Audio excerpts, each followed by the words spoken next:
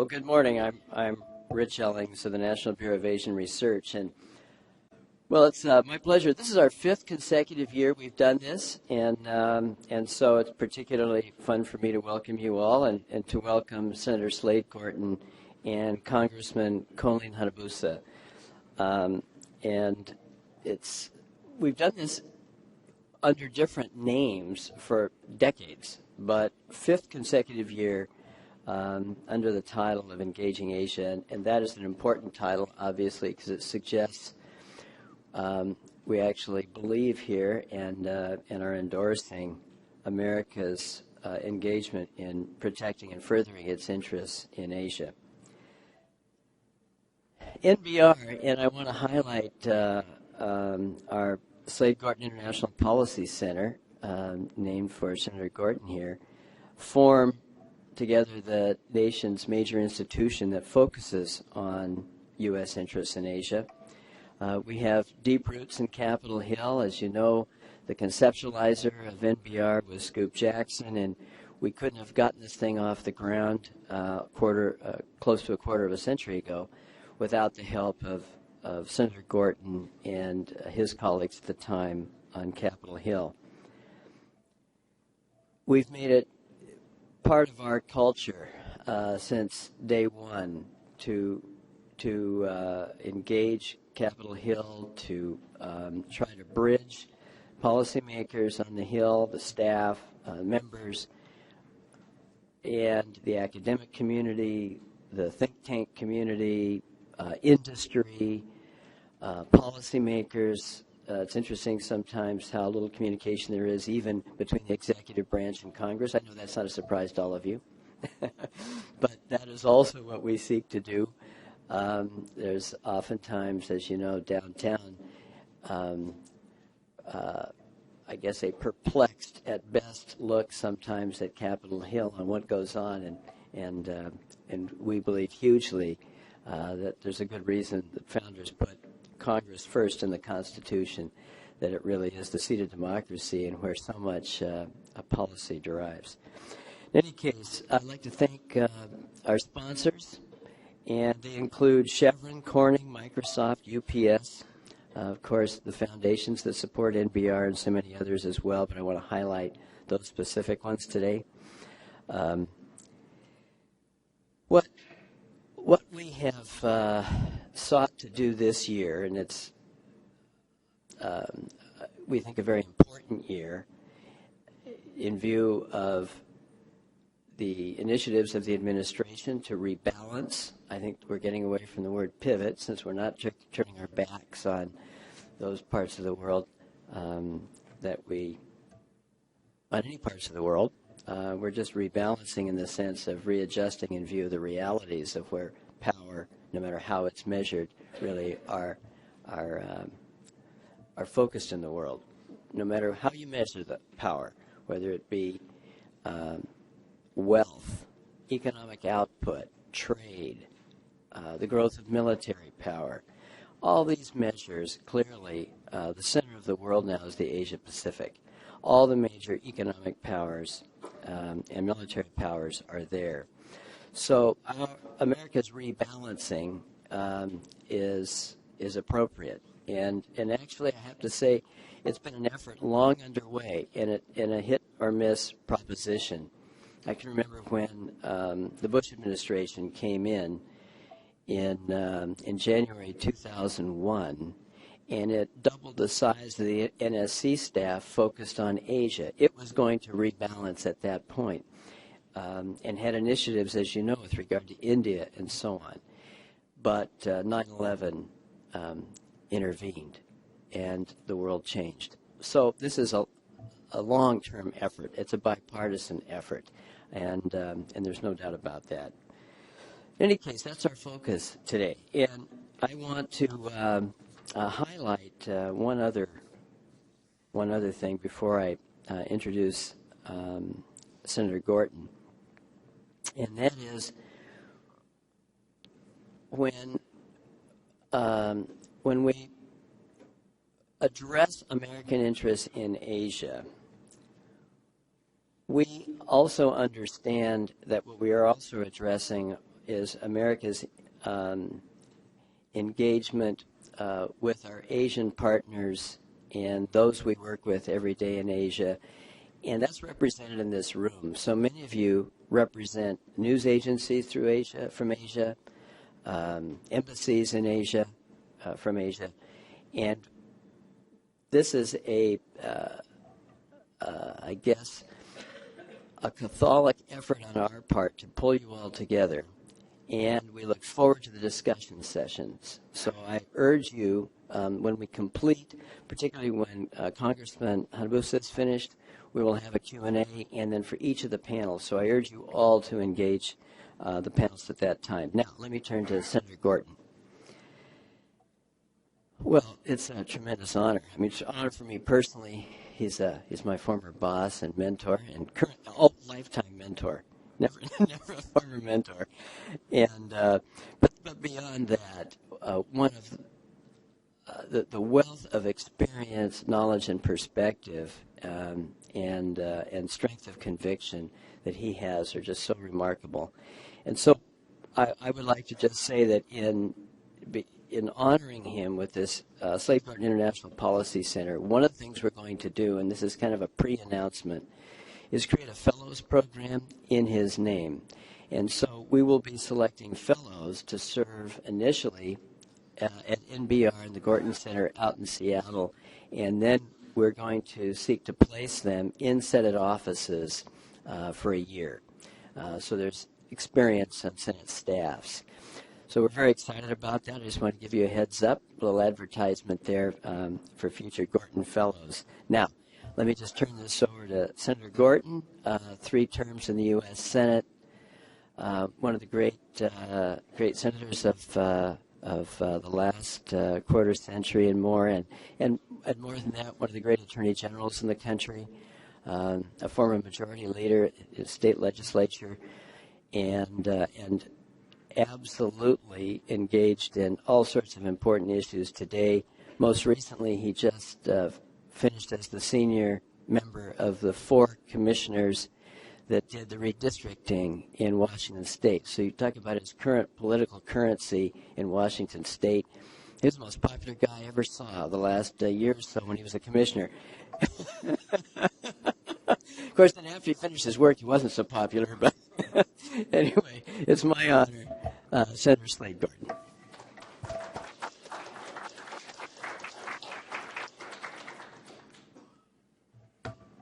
Rich has given me about 5 minutes to trace a history of the effect of the Congress of the United States on foreign policy. What that means is a few remarks, both from my own history and my own reflections on the subject. Perhaps the high point in the last 50 or more years in the Senate, at least with the Senate Foreign Relations Committee, was during the Truman and Eisenhower administrations in the beginnings of the Cold War, when both the participation of the Congress and the cooperation between the Congress and the President may have been at a high point. Perhaps the low point may have come during the Nixon administration and the passage of the War Powers Act. But both of those instances are examples of times at which the Congress played a significant role in the way foreign policy was conducted. But just yesterday, I looked at the roster of the Senate Foreign Relations Committee. When I came to the Senate and when we made our committee choices, there were 4 so-called AA committees in the Senate. That is, committees that were considered important enough that no senator could serve on 2 of them. You got to choose one and one only. The Appropriations Committee, the Finance Committee, the Armed Services Committee, and the Foreign Relations Committee. Theoretically, I think that rule that remains, But there are only 3 Republican members of the Foreign Relations Committee today who have taken that committee as other than a third choice. Under Republican rules, some members, when there are committee assignments left over, get to take a third committee. And there are a number of Republican members of the Foreign Relations Committee who have picked it up simply because no one else wanted it. And I'm afraid, from my perspective, that indicates, a considerable decline in its prestige. The AA rules are waived for those members, many or most of whom already have another AA committee. What's the difference? I think the difference that the cooperation and the importance of the Foreign Relations Committee is greatest at a time at which the fundamental security of the United States is at issue, as it was during the Cold War and especially during the early years of the Cold War. Under circumstances like that, the mandate, the requirement for cooperation is much, much easier to see. But in the course of the last generation or more, through the Vietnam War, through all of the other conflicts in which we've been involved, the immediate security of the United States has not been at issue. And therefore, the ease with which members of Congress can criticize the president of either party, of any administration, in its conduct of foreign and defense policy is far higher than it was in the 1940s and 1950s and early 1960s. And I'm inclined to believe that the rivalry between the two, the sniping from the Congress at a president of either party, is likely to be the rule rather than the exception, as long as the United States feels totally secure. Now, as we look into the second and third decades of the 21st century, the great foreign policy challenges are in Asia. That's what this morning is all about. And particularly with the increased prominence and sharp shoulders, elbows of the People's Republic of China.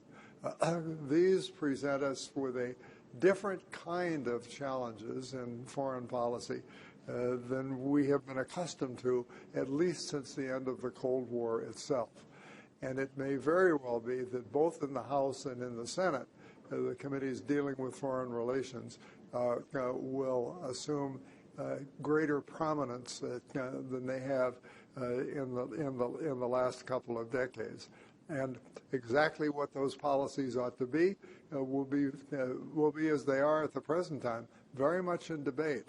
That we can look to a full kind of agreement and cooperation between a president of either party and those committees, I think is highly unlikely, unless and until we are under the kind of threat that we were under for at least the first half of the Cold War.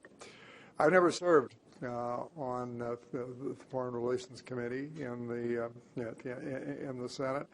I was involved in directly and immediately only in 2 foreign policy issues.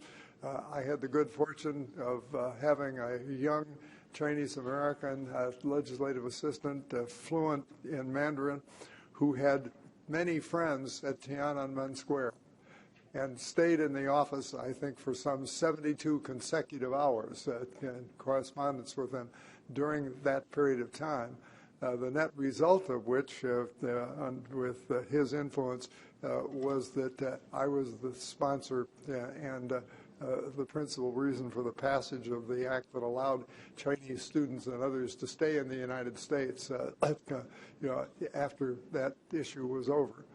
And the other incident just simply happened from the fact that I had a friend in Seattle who was an Estonian emigre, who actually, when I returned to the Senate in 1989, he was the last person I saw and he said to me, "Slade, please remember the Baltics."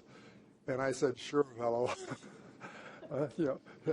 Not seeing anything happening at all. But because of him and because of his relationship there, I was invited to be the keynote speaker at the Congress of Estonia in Tallinn when the Baltics were about to declare their independence. And I think I worked harder on that speech than I did on any other during my career in the Senate, only to find out about 5 or 6 days before I got there that there was no way the Soviets were going to give me a visa to go and make that speech in Tallinn.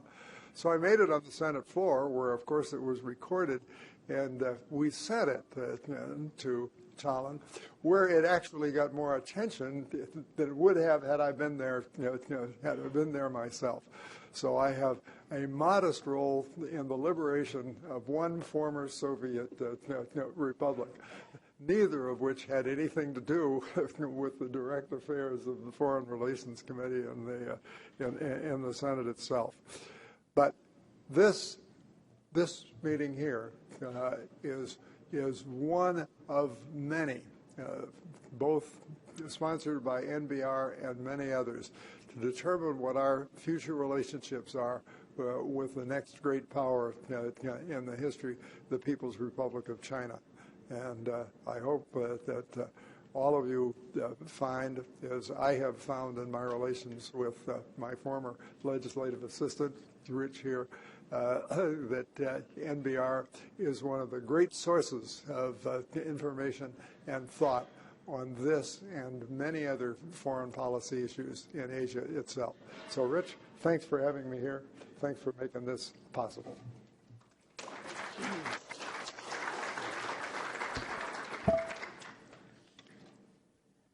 Slade, okay, now he's not going to brag about his own efforts in regards to our relations, our foreign relations, but I'll brag about him just for a second. One of the most distinguished members of the 9/11 Commission.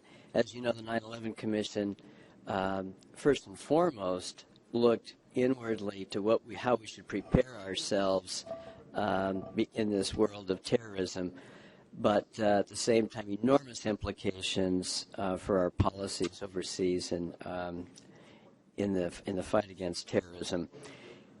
And I could go on and on. He was also on the Appropriations Committee, not irrelevant to many of the issues of our nation's defense.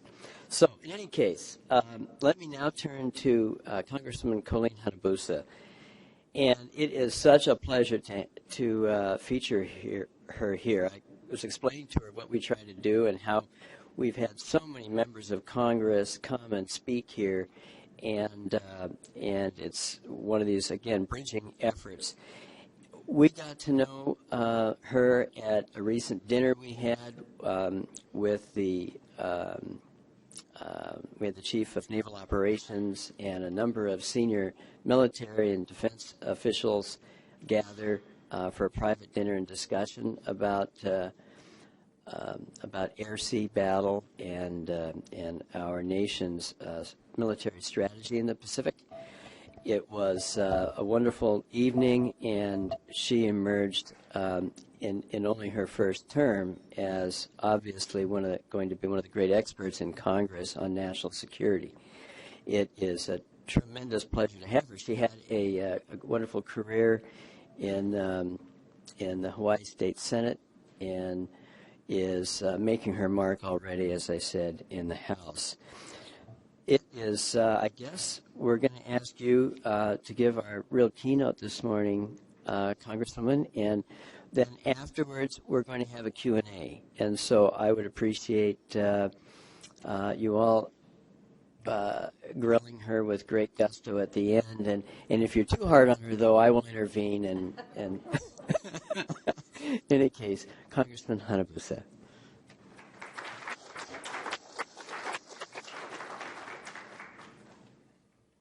Thank you, Rich. And as we say, aloha, everyone. You know, when they first asked me to give the speech, I was home in Hawaii, and I said, how can I give a speech about the Asia-Pacific area to a bunch of people who are going to know more about it than I'll ever know? So bearing that in mind, please. Thank you for this opportunity, and I hope I don't fail too badly in your assessment. You know, when you hear of Congress, and the topic is really the role of Congress in America's strategic rebalancing toward the Asia-Pacific, I'm positive most of you must wonder, how can Congress play a role when Congress can't even seem to find its way out of its building most of the time?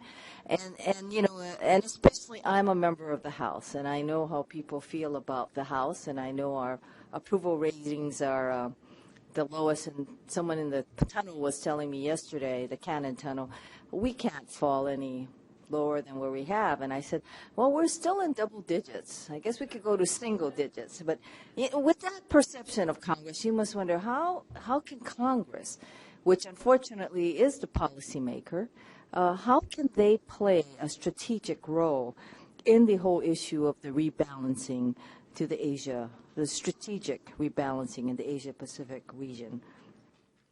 And I must say, we talk about cuts, and everywhere you go, we talk about cuts to defense, cuts to Medicare, cuts to about everything, cuts to aid. Wherever we talk about it, if there's any pile of money, there seems to be a discussion about cuts. But what we are going to need to this investment, and it is an investment in the Asia-Pacific region, we are going to have to step back and look as to what role we are going to play. I'd like to say that the way Congress makes its decisions is somehow we have a philosophical agreement on things, and then from there we move forward. But that's not the way it happens. And it doesn't help, especially when you have the divisiveness in Congress, when the president says that we are going to pivot, and he does use the word pivot, pivot to the Asia-Pacific. Of course, I was very happy to hear that we were pivoting to the Asia-Pacific because I represent the state of Hawaii. And, you know, I tell everyone this story, and I'm very sincere about it, and that is that when we grew up, where I grew up, when we looked at the map of the world, of course, it was flat on the wall, and they had to cut it somewhere, and they always cut it in the middle of the Pacific. So when we looked at the map, you saw North America, South America, the Atlantic Ocean, and Europe, and then the kind of the ends had these blue parts, and it was the Pacific. And Hawaii, depending on which version of the map, was on the left or the right. And you don't get a full sense of what Asia-Pacific is. So I say, well, look at the definition of the Pacific Command, or we call it PACOM. You know, you're talking about 55% of the world's GDP in that area. You're talking about 50%, 51%, I think, of the Earth's surface. And that's not even getting to the Indian Ocean and India. That's just about where it all ends. So when you think about what we're looking at in terms of the future, it shouldn't be a difficult concept to accept that we must rebalance, or we must, quote unquote, pivot to the Pacific, because that's where it's going to be. And that is where it should have been, in my opinion, for a very long period of time. Because when you look at the fact that the three greatest economies of the world are in the Asia-Pacific region, and like I said earlier, about 53 to 55% of the GDP of the world, and in addition to that, 45% of the trade is in this particular area. It should cause everyone to say, what are we going to do? And there it comes the role of Congress. What then does Congress do? You've probably heard this all the time, is that the budget is the policy statement of any legislative body, and the Congress is no different. And I sit on the Armed Services Committee for the House of Representatives. And it's been a wonderful experience, because that is probably the only example of pure bipartisanship that you'll find in the House of Representatives. We are able to actually pass measures nearly unanimously. We've had one or two votes no for different policy reasons by people, but for most part it passes. For most parts, when we do what is called markups, which is amendments to the bills, we are in agreement. The chairman's mark, as they call it, usually has both sides properly represented. It is not something that is, if you're a Republican, you're going to take this position. If you're a Democrat, you're going to take this position. We actually move rather collectively. So I've told many, and I really believe this, the importance of the HASC, the House Armed Services Committee, is the fact that if you're going to have any action taken by the House of Representatives that looks like there is a policy statement, because the product that HASC creates is the NDAA, or the National Defense Authorization Act, is that particular body of work. If you know anything about the way it works in Congress, like Senator Gorton said, Appropriations is, of course, considered to be the greatest committee to be on that Senator was on, and it's probably the most coveted. And the reason why is because it controls money. However, under the rules of the respective houses, in order for you to appropriate, you must have the authorization. And that is where a document like the NDAA becomes relevant, and the NDAA is able to set policy, because no measure is supposed to be appropriated for unless it's authorized in the NDAA. So having said that, I've asked probably every major player and every general and every member of the Joint Chief and the two defense secretaries that I've had the opportunity to have testify before the committee to say, well, what is the future? What does the military of 2020 or 2030 going to look like? Vice Chair for the Army, Peter Chiarelli, said it best. He said, and I'm going to quote this because he did it so well. He says, "We have been 100% right in something, and that's never getting anything right in terms of what is the military going to look like." And he says, all you have to do is look at history. He said, we fought Iraq and Afghanistan with equipment from the last war. And you sit there and you think, he's absolutely correct. That is true. And he says, you want us to say what it's going to look like 2020, 2030? He says, we don't know. So I said, well, if you don't tell people like me who want to know, do you realize that you're going to leave the fate of what you're going to look like in 2020, 2030 to us? Do you realize that? So if you don't come up with this image or something to say this is the policy we'd like you to adopt, we are going to set that policy. And that's when, after hearing about some testifiers who are a lot smarter than I will ever be, I realized that we are setting policy. And the policy we're setting is what I call policy by acquisition. Because when you look at any kind of major acquisition, and when you look at a budget that has those major pieces of acquisition, it is the defense budget. When you look at that, we are going to define what the military looks like by what we buy today, because it's going to be there for 30, 40 years. So policy by acquisition is what we're engaging in. And having recognized that, it became very important to me to watch the different arenas that are focusing in terms of the defense budget, to then say, okay, what's going to hit the Pacific? Because that's going to define what we look like in the Pacific.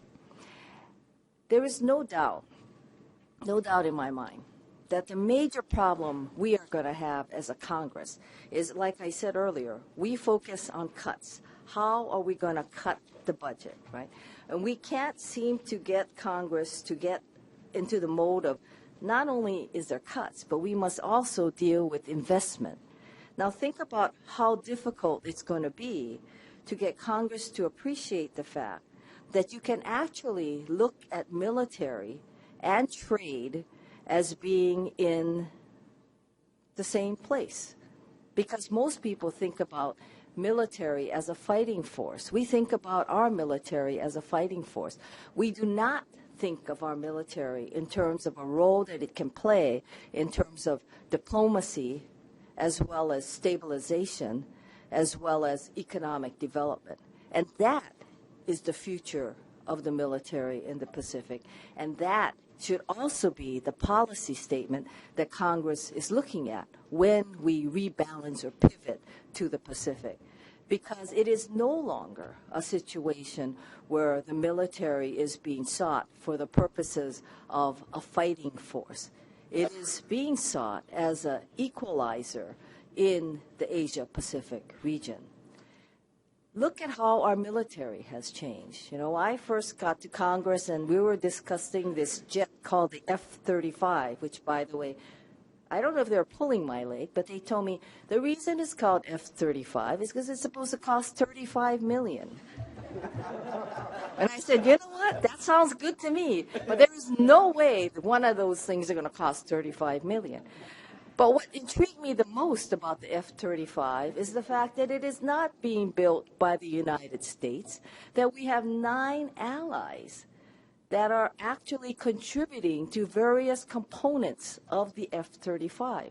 So I said, you know, the F-35 means to me that the military itself is becoming a global force. Because if the, whatever you want to call it, if the technology and the research and development in supposed to be the ultimate fighting machine of all times, the F-35, has investments made by our allies, then think about what that's going to do to issues such as ITAR, which goes and governs how our various energetic types of research and development companies, especially small businesses, are then able to work with in an international arena. In other words, what type of technology can they sell? What type of products can they sell without then affecting national defense?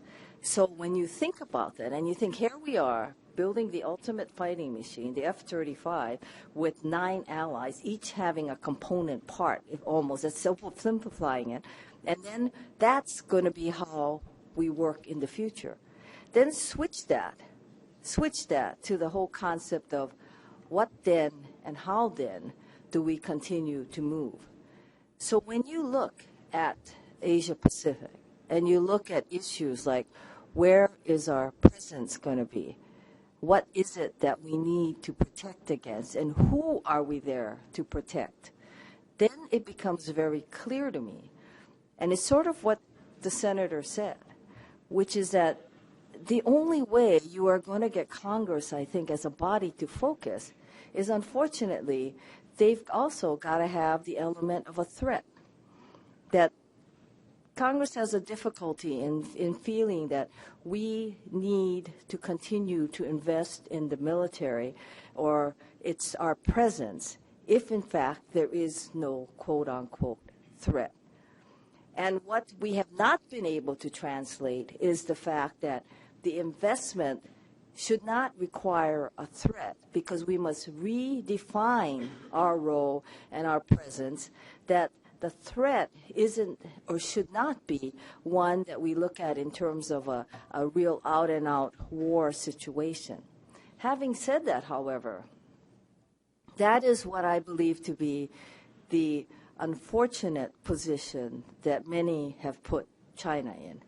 And I don't know whether it's something that we should continue to define them as a threat. They are definitely an emerging power. They are definitely a country that we, the United States, must also recognize and contend with. And we, the United States, have not defined whether or not we are going to be together in an economic situation, developing the Pacific together, or whether we are both watching each other on the sides of our eyes and trying to decide what is it and who's going to go where and what are we going to do. Notwithstanding, until we do, they are the threat. And they are the future in terms of where the United States must focus. So bring that back to Congress and what is going to be Congress's role. Congress's role is going to be, especially in the military context, whether or not we are going to recognize that we must become then forward deployed, and what type of deployment will you see. Futemba, the discussions regarding Guam is very much relevant in that, because what that does is it shows you how the rest of our allies are looking upon us. Our presence in Darwin, Australia, whether our future presence in Singapore, what is the role of Vietnam, what is the role of the Philippines now, how do we do it? It doesn't even get to our number one ally, which is, of course, Japan and South Korea, who would welcome our continued and probably increased presence in the Asia-Pacific area. How do we all begin to look at these components and balance? At the APEC conference in November, I went to hear the president of Vietnam because I remember the Vietnam War growing up. I remember that. So I was thinking, how is the president of Vietnam going to relate to us in the United States? And he said to me, in his speech, he said one of the most revealing points. He said, well, the first thing you Americans must do is you must stop calling it the South China Sea. You must call it either the East Sea or the East Vietnam Sea. We'd appreciate that. Or call it the West Philippine Sea. But do not call it the South China Sea. He says, you're defining it that way. And, you sit there and you go, well, he's got a point. That's exactly right. Whether you call it the cow's tongue, whatever you call it, he says it is not the East China Sea. I mean, it is not the South China Sea. It is the East Sea. And then he was very engaging in the way he spoke. And he said, we have had our differences, but it is time for us to come together. And what it meant to me was, we may not like you, the United States, but we are either more afraid of China or we dislike them more. So we rather have you. And I thought, well, maybe that's an interesting way of looking at things. People may not like us, but it's okay because we may be the lesser of all evils for everyone. And that is our role. And I believe that is what we are going to do in the Asia Pacific. But in order to do that, Congress must recognize that we must have a presence. And the presence that most, I believe, of our allies want is a military-based presence. Not, again, as a fighting force, but as, I call it, an equalizer. When I first got elected, one of the pieces I wrote was to say that the military is taking on a new role. And their new role is almost, for lack of a better description, our diplomats on the ground. Because they are the face. They are the face that the countries see and the people see. So we are pivoting. We are rebalancing. But we are rebalancing within the most important part of our government. Not only is it the biggest part of our discretionary budget, it is also the budget that has in it the potential for the greatest amount of research and the greatest policy statement. Because the budget of the Congress of the United States, that's what it is. It's a joint concurrent resolution that doesn't need the president's approval, but it's supposed to be a planning document for us. And that is where we must move to. So that is why I stand before you, a freshman, believe it, and that's what I told Rich. I'm a freshman, what do I know? And I'm standing before you, ready to take questions and answers very shortly. But remember, I've only been around here for a little over a year, so take it with a grain of salt. And I want to say that I believe the Asia-Pacific region cannot be discussed without the context of the military. Thank you very much.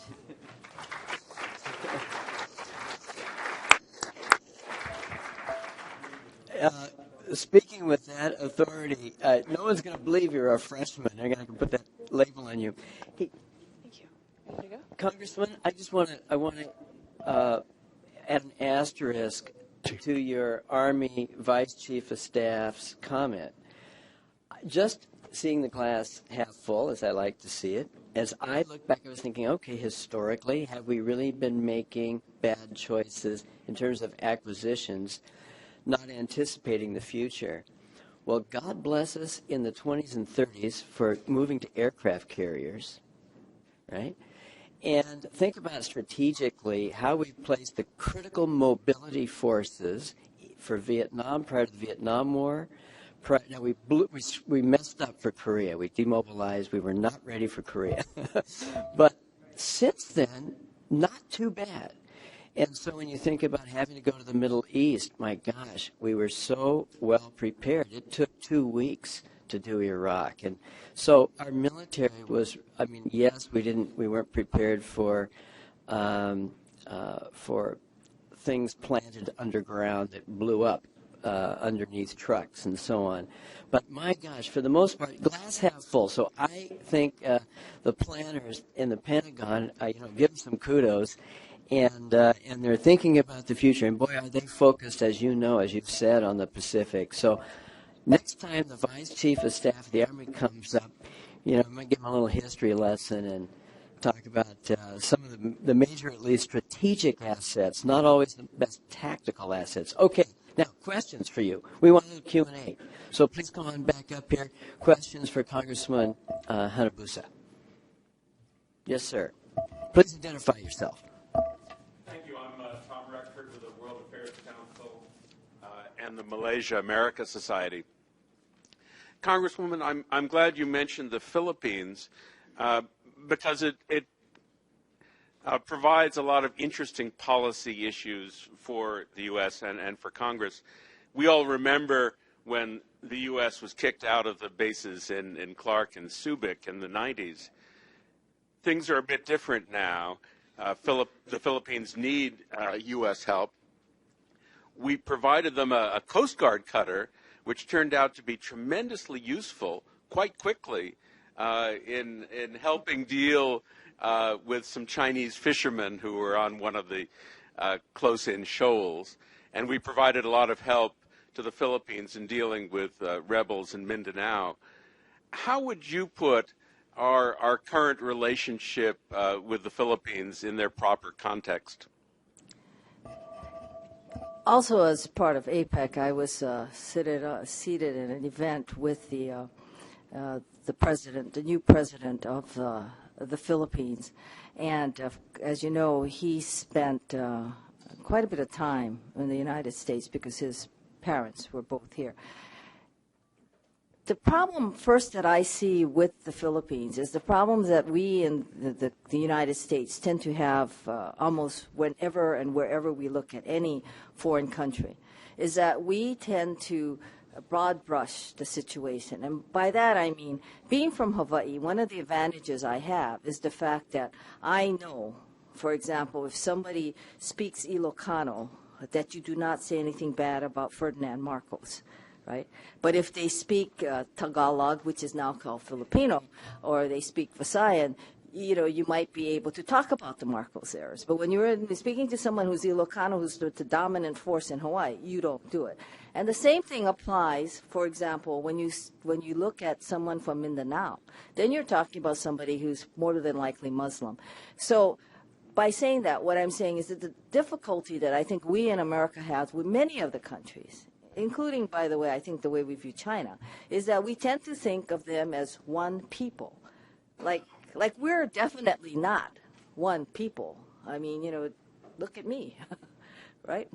But it's a situation of, in order for us to begin the relationships, we need to recognize the diversity and then use the diversity in terms of an understanding of the diversity and being able to develop that relationship. I think what has happened over the years is that we as a country have recognized the significance in terms of the geographical location and what it meant to have that relationship with the Philippines. And the Philippines have now looked at it as well. I feel that the new, I guess the focus, if you want to call it that, of the Marines, for example, in terms of where we are now looking at rotational forces and being afloat. And by the way, I happen to be a believer in the concept of a float, because I said if we can put submariners under the ocean and keep them there for 6 months, why can't we keep Marines afloat as well? they're a tough bunch. So, and I think that's exactly the way these countries are willing to look at it. So the Darwin presence is about 3,000. And if you look at what I consider to be the new way that the Marines are looking at quote, fighting if necessary, but I'm looking at more in terms of a stabilizing presence. The expeditionary unit is 2,500 strong. And this is where I'd like to plug what the military is doing. You know, we talk about issues regarding, for example, renewable resources, and the Army and Marines have said they're going to be 50% less dependent, or they're going to cut the dependency on fossil fuel by 50%. In Hawaii, the Kaneohe Marine Corps base, which is someplace that the senator is very familiar with, says they're going to be 100% independent by the year 2020. Why do I bring it up? Because the expeditionary force concept is a totally contained and independent union. In other words, they should be able to move everywhere. And in that process, I think where we can best serve is by that presence, because we can be forwardly deployed without the major expense, which we are not going to face again, of bases. You look at our bases in Asia, they're products of World War II, basically. We're not going to do it because we can probably be just as effective by having the forward presence known and by being afloat and being rotational, which is both also good for our men and women in uniform, because they're going to be there for a set period of time. They'll rotate out. They can be home. You know, this whole idea of reset that we hear so much about, and downtime, these are all concepts that we're going to be able to do. So I believe that we will be able to renew these relationships probably by not having the traditional kinds of presence, but yet rendering a sense of security by being present. I hope that answers your question. Thank you. Yes, sir. Yes, you right there. Hi, I'm Nick Bisley from La Trobe University in Australia and a visiting fellow at the East-West Centre. I was very interested to hear your remarks about the sort of military focus of comments. And from an ally's point of view, there's sort of two queries that we always have. One is America prepared to continue to write big checks to essentially pay for Asian state security? Because it seems in an era of austerity, that's one big question. And then the other is that follows from it is, are you going to expect us to do more and pay for more? Because I can tell you, we like the idea of it doing more, but I'm not sure we're actually capable or politically willing to do more. And I wonder what the sort of Congress's view on that is. Thanks. Thank you for being at the East-West Center, first of all. And if you know any my Republican colleagues in the House, please tell them don't cut the East-West Center to zero. Because they always do that. I just want... Maybe Senator Gorton might be able to help. But I tell people this, that one of the things that I learned, and I didn't realize this, is that, and the first inkling of it was the move from Okinawa, from Futenma to Guam, and the relationship in terms of the money structure between Japan and us, is to have learned that from the military perspective, 75 cents of every dollar spent is actually Japanese in terms of our military presence and our support of Japan. I believe that the commitment of our allies in the area we may not see it in terms of actual money transfer, but Singapore, for example, the building of the ports so that we can be rotational. That is probably something that I think that the United States would probably reasonably expect, a relationship such as that. You may not get to the level of Japan, but I think that everyone would be able to assist, because remember now, this is no longer a situation where we are there because of a military type of situation in terms of a war situation. We are there in a different venue. And I'd like to think that our allies are going to look upon the relationship with the United States very similarly to the building of the F-35. Everyone who can do whatever part better is going to do that. And that, to me, is the motto. And I was so intrigued by it simply because of that. You know, there's an interesting book called Democracy's Arsenal.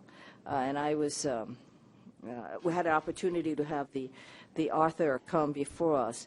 And what that tells you is really how the United States building up of the, quote, the military of the future is, in my opinion, it's actually a President Eisenhower statement, democracy's arsenal, and he was actually against, I think I got this history right, he was against the buildup of the defense industry in the United States, which I think the defense industry is an industry for us.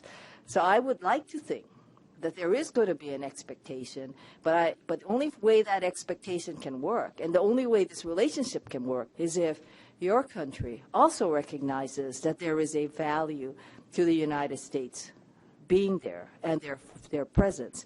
And if there isn't, then I think that, quite candidly, I think there probably is another ally somewhere that may be as interested in having the presence. As we hear discussions on TPP, for example, the Trans-Pacific Partnership, and we hear discussions about whether even, will Japan be allowed to join?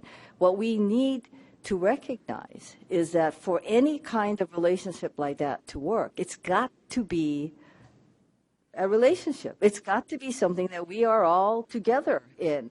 And if we're not able to recognize that and move that forward, then we are going to have a major problem in rebalancing the Asia-Pacific. I'd like to think that there's a significance in the word that the NBR has picked in terms of rebalancing, because I still say the president said pivot. But the rebalancing means there's going to be some kind of, to me, an equalization of that relationship, and that's what we need. We are really running a little bit late, so I'm going to ask you to hold your questions. We will have plenty of time for further discussion and audience involvement. I just want to thank you, Congressman, so much. Boy, we're going to hear a lot from Congressman Hanabusa in the years to come. I'll tell you, I can see that the Armed Services Committee in the House is not suffering the fate of the Foreign Relations Committee of the Senate. We got some powerhouses attracted to the Armed Services Committee. We're going to take a really short break. Is that correct? And then we're going to have a panel come up here. If the panel could please come up now. And thank you so much. Great start.